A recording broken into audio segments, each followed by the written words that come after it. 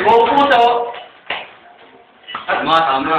dahil mahaling ng buong puso ang Panginoon.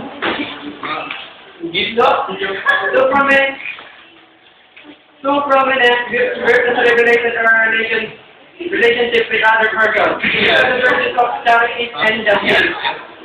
Justice are a reward that we render to another that what is due to him. We render as a person that which belongs to him by right. Justice therefore protects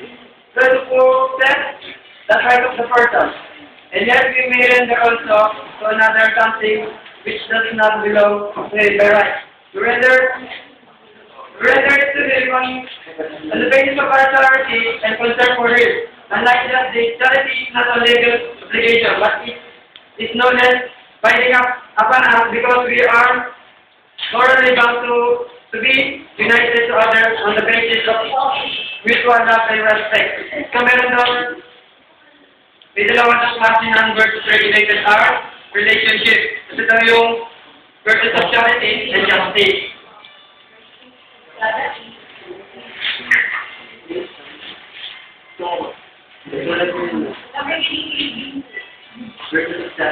Ano may namumula? Versus of charity.